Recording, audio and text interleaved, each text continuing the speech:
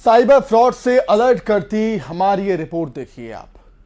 ठगी का वो नया तरीका जिसमें ना तो ओटीपी नंबर मांगा गया, ना ऐप डाउनलोड करवाया गया, ना ही लिंक पर क्लिक करवाया गया। एक अधिकारी को लगाया है नटवर लाल ने चूना। कैसे? जरूर देखिए खुलासा। यह है नटवर लाल का इमोशनल अत्याचार।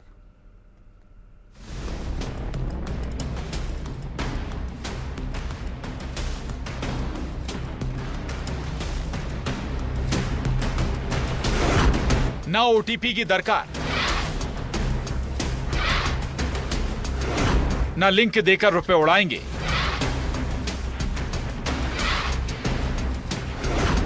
ना ऐप डाउनलोड करवाएंगे।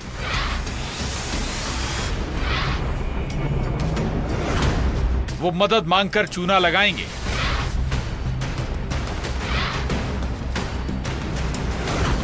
नटवर लाल का इमोशनल अत्याचार। ये ठगों की वो जमात है जिन्हें अपना उल्लू सीधा करने के तमाम तरीके आते हैं। शिकार को कैसे फंसाना है बेहद अच्छे से जानते हैं। हम ऐसा क्यों कह रहे हैं? तो ऐसे नटवर लाल के जाल में गरियाबंद के मुख्य नगर पालिका अधिकारी आशीष तिवारी फंस गए। कैसे? ये अपने आप में हैरान है। अगर आप सोच रहे होंगे कि ठग ने ओटीपी मांगा होगा, तो इस केस में ऐसा नहीं हुआ। अगर आपको यह लग रहा होगा कि ऐप डाउनलोड करवाकर चूना लगाया गया, तो ऐसा बिल्कुल भी नहीं है। ना ही ऑनलाइन किसी कस्टमर केयर कंपनी का नंबर फरियादी ने तलाशा था, ना ही सेक्सटॉर्शन गैंग की कोई कहानी है। तो अब सुनिए उस फोन कॉल के बारे में जो मुख्य नगर पालिका अधिकारी आशीष को आया था, जिसे सुनकर उनके होश ही उड़ गए थे। पालिका में अधिकारी हैं आशीष तिवारी।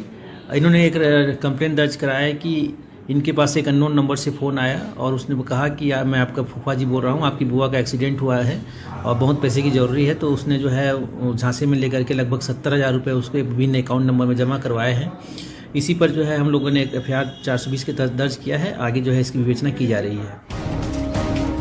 होश इसलिए उड़ गए क्योंकि फोन करने वाले ने कहा ही कुछ ऐसा था। कॉल करने वाले ने बिल्कुल हैरान परेशान होकर कहा, बेटा तुम्हारा फूफा बोल रहा हूं। उसके बाद की चाल को समझिए। बुआ जी का एक्सीडेंट हो गया है। यहां तक कि यह भी कहा गया कि एक्सीडेंट के बाद बुआ जी कोमा में चली गई हैं। उसके बाद तो फरियादी को ना सोचने ना समझने का मौका मिला। इलाज के नाम पर महज 2 घंटे में 70,000 रुपए अकाउंट में ठग ने ट्रांसफर करवा लिए। उसके बाद QR कोड भी भेजा। एक्टिंग इतनी जबरदस्त थी कि फरियादी को समझ ही नहीं आया वो ठग की किस चाल में फंस रहे हैं। ऑनलाइन ठगी का जो कोशिश हमारी रहती है कि पैसे को तुरंत ब्लॉक करवा दिया जाए ताकि जो है तत्काल में प्रार्थी को राहत मिल जाए। लेकिन ये कंप्लेंट चूंकि एक दिन बाद दिए तो इसमें ऐसा नहीं हो पाया। जब ठग ने और रुपए देने का प्रेशर डाला या कहें इमोशनली ब्लैकमेल करने की कोशिश की, तो फरियादी को शक हुआ। जिन्हें ये लगा वो ठगी की वारदात का शिकार तो नहीं हो गए,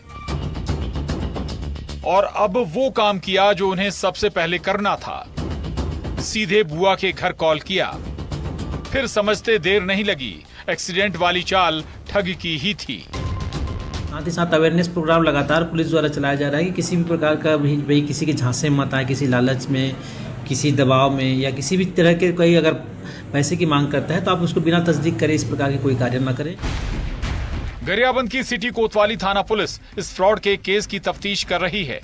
अगर आपको भी इसी तरह से कोई फेक कॉल आए तो पहले अपने उस रिश्तेदार से कॉल पर कंफर्म करें कि वो ठगी है या नहीं, और ऐसा करके ठगों के मंसूबों पर पानी फेर सकते हैं। गरियाबंद से शेख इमरान के साथ bureau report, news 18, Madhya Pradesh, Chhattisgarh. वो लड़का जिसे तैरना आता है लेकिन उसके दोस्त थाने पहुंच